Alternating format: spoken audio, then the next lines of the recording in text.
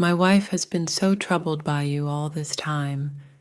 You're such a failure, it's hard to believe you're sisters. Don't you feel bad for your own sister?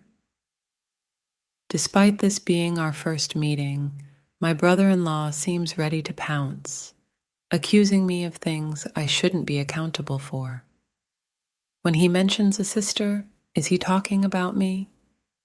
How should I persuade this man who is clearly mistaken about who I am? I'm Lucy, 33 years old.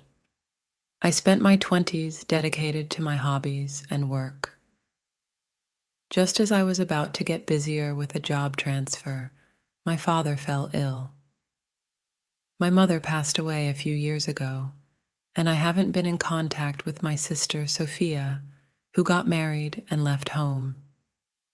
I couldn't just leave my father, who was worried about me being single, and take the transfer. So I moved near the hospital where my father was admitted and started visiting him daily before and after work. That became my routine. His biggest concern, though unspoken, was the discord between me and my sister. Despite being the only two siblings, Sophia and I were estranged. No, it was me who cut ties with her. From a young age, Sophia was manipulative and lied as easily as breathing. This continued through high school and university. I was actually scouted by a top sports school but turned it down. She would boast about things like that, even though she never engaged in sports. Sometimes she'd claim, I won $3 million in the lottery, but lost the ticket. Or, a homeless man kindly returned the ticket, so I gave him the lottery money. She even once claimed to be dating a celebrity, creating doctored photos that looked like they were traveling together. The photos were crudely made, but as adults, her lies started to have a malicious edge, often causing me harm. I lost a lot due to Sophia's lies: friends, lovers, jobs, and money. In my early 20s, I broke ties with her and left our hometown. I thought it was still possible to start over.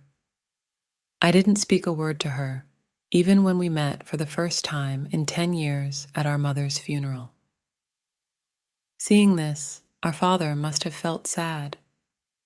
When I heard from him that Sophia got married, I didn't feel happy. After years of being hurt and deceived by her lies, I felt nothing. That's why I didn't resent her for not visiting our hospitalized father, nor did I want her to. However, one day, I was introduced to a man standing with crossed arms in front of my father's hospital room. He was introduced as Sophia's husband. I had heard about Sophia's marriage from our father about 5 years ago. Since he didn't attend our mother's funeral, it was my first time meeting him. Are you here to visit, Father? I asked, feeling obliged to make conversation with someone who's technically family. He responded with vague words like, yeah, and well, which seemed suspicious. But considering he was Sophia's husband, I convinced myself to enter our father's room. I had brought our father's favorite luxury fruits, now that his dietary restrictions were lifted, and wireless earphones to counter his complaints about the loud TV. Seeing me and my brother-in-law together, a combination he'd never seen before, our father seemed surprised. His happiness might have come from this unexpected pairing. I didn't feel bad seeing him like that. As visiting hours ended, I said, "See you tomorrow," and left the room. That's when my brother-in-law, who I thought was silent, finally spoke. His words were filled with sarcasm. So you have money for such things? What does he mean? Is he talking about the fruits? There's no reason for him to say such a thing upon our first meeting. I felt uncomfortable. So, the man who married the liar is a sarcastic guy. Isn't it my business what I bring for my father? Though I thought it was childish, I couldn't help but respond sharply. However, my brother-in-law was not to be outdone. "I don't think it's entirely up to you," he said, not even looking at me. His words were quite pointed. Normally, I would walk home, but I didn't want this extremely rude brother-in-law to know where I live. I remembered hearing from my father that my sister Sophia's house was about a 30-minute train ride away. The station was in the opposite direction, yet my brother-in-law kept walking beside me. What was he thinking? Just as I was about to hail an approaching taxi, my brother-in-law raised his voice. "Are you trying to run away?" "Run away? Me? From what? From you? Why should I have to run from you?" I snapped back. "Don't I deserve a word?" he asked. "A word?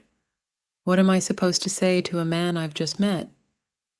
We did introductions in front of the hospital room, and I'm sure I mentioned my name. What more is there to say?"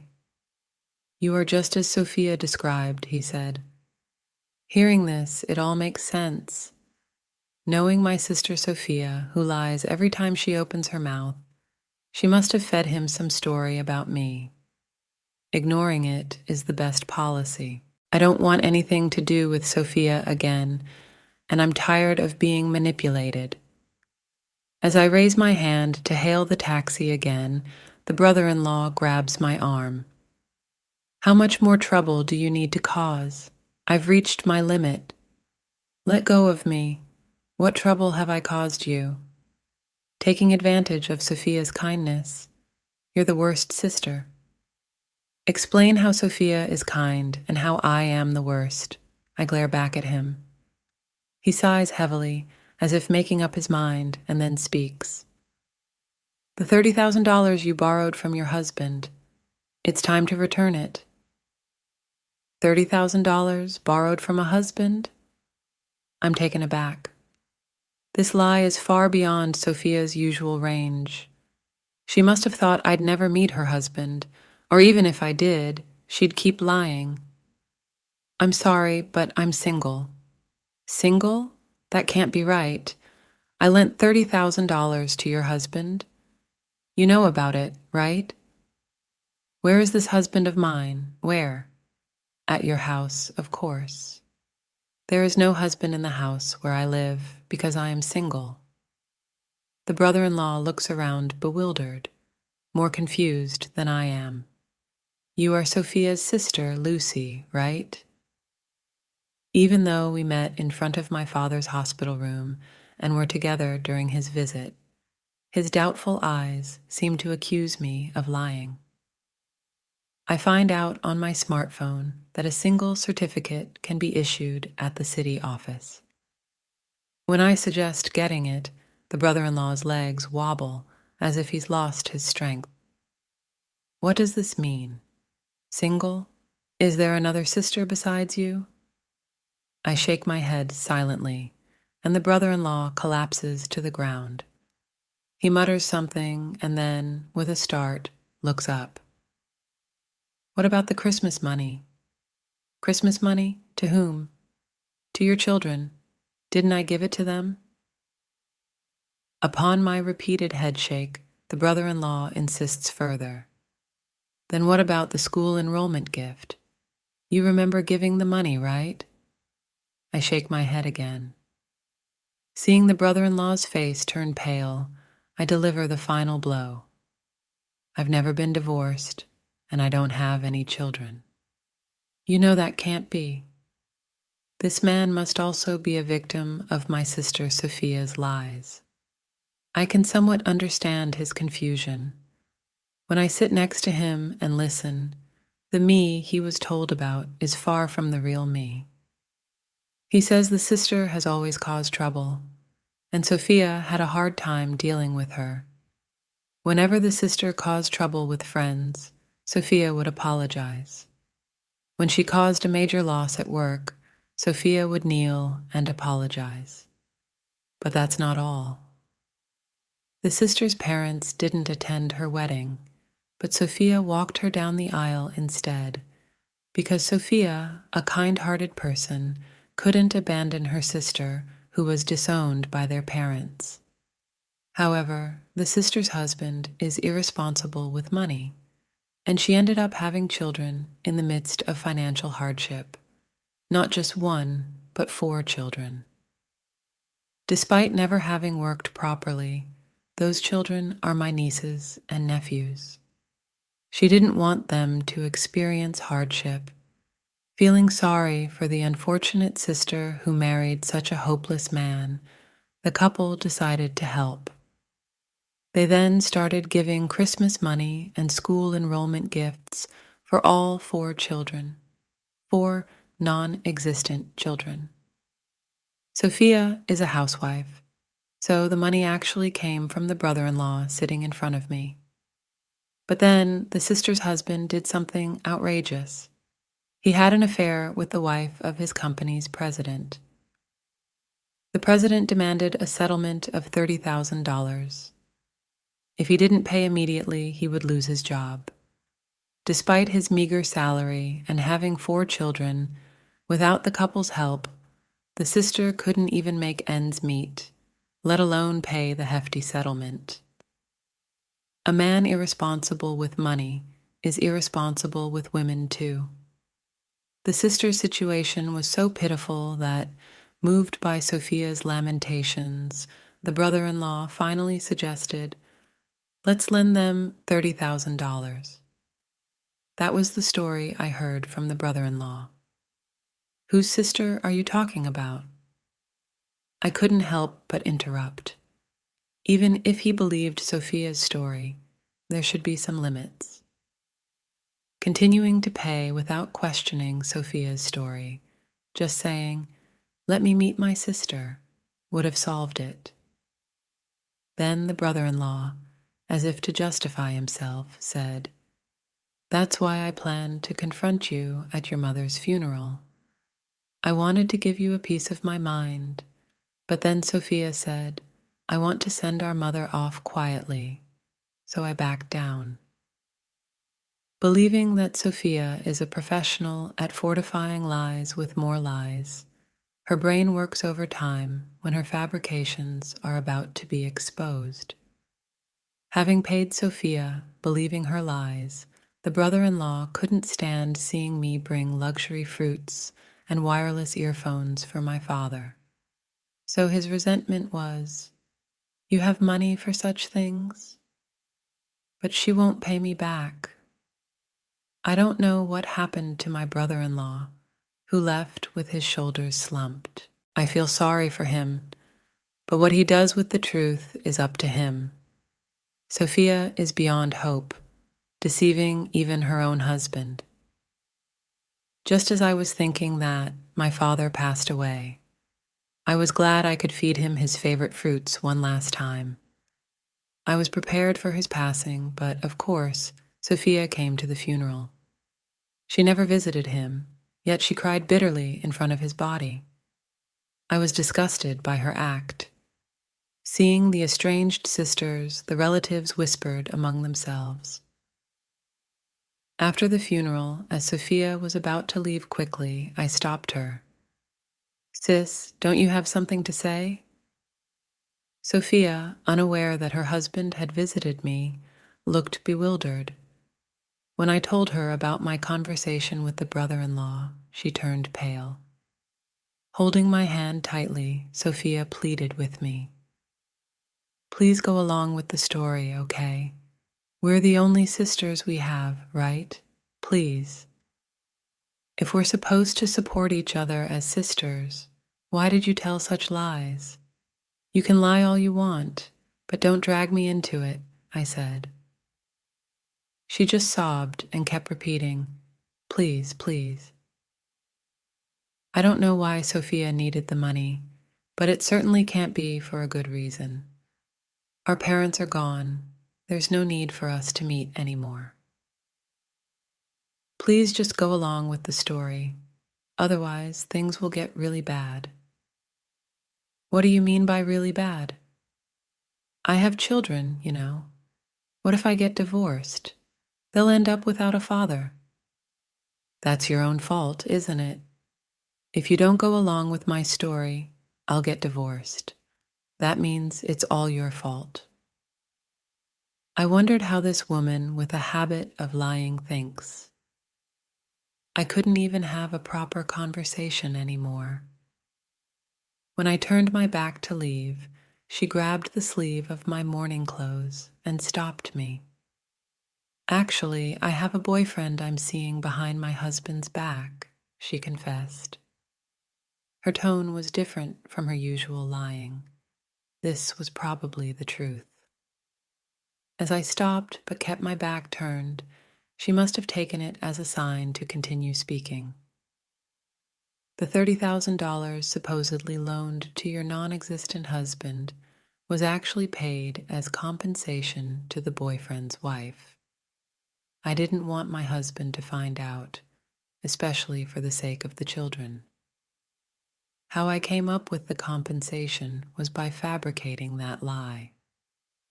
But $30,000 wasn't enough to satisfy the boyfriend's wife, who kept threatening and demanding more money. She even forced our ailing father to take out loans in his name. A loan in our father's name? It's something she would do. I have children, and it was just a moment of weakness. I regret it, she sniffled and continued. So I think you should renounce your inheritance. I don't want to burden you anymore, and I'll take over Dad's estate. That will settle everything. Saying she didn't want to burden me anymore, Sophia broke down crying. 6 months later, after our father's memorial service, while I was sorting through our family home, Sophia asked about the inheritance renunciation. I've already completed the renunciation process. Sophia kept pressing me. Really? Yes, really, you're being persistent. Oh, great, she said as she was about to leave triumphantly. Her phone rang, and she answered it with a bounce in her voice. I immediately knew it was her lover. Hi, my sister has officially renounced the inheritance.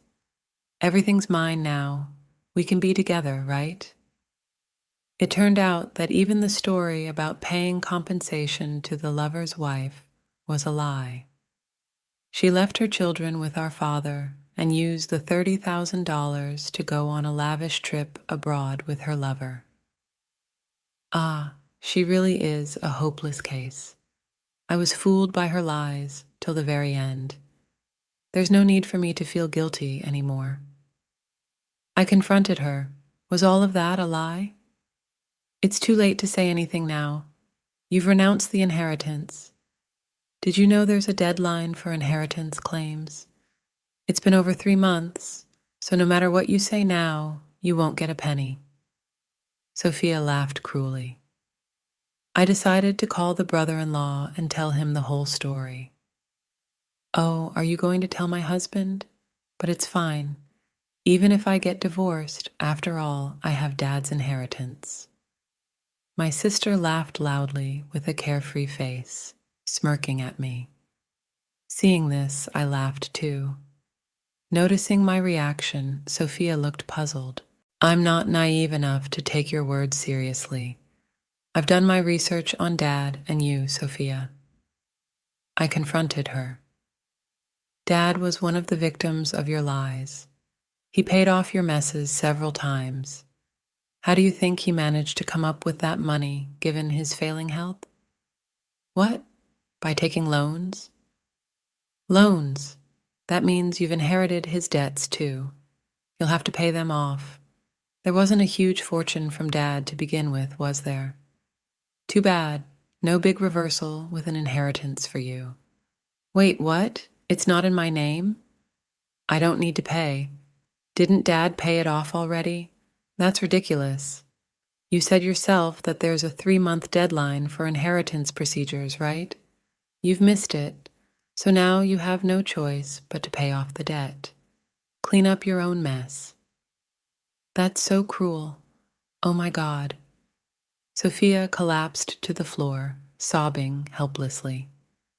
Later, I heard the brother-in-law slammed her with divorce papers and demanded compensation from her lover. Then the affair got exposed to the lover's wife, who also claimed compensation. It would have been fine if they could still be together, but her lover chose his family over Sophia. Now, burdened with compensation and Dad's debts, Sophia, post-divorce, found herself unable to see her children and had to live alone. But it's all her own doing. She deserves the hardships as a consequence of her continuous lies. I have spent my life being manipulated by her. From now on, I will live for myself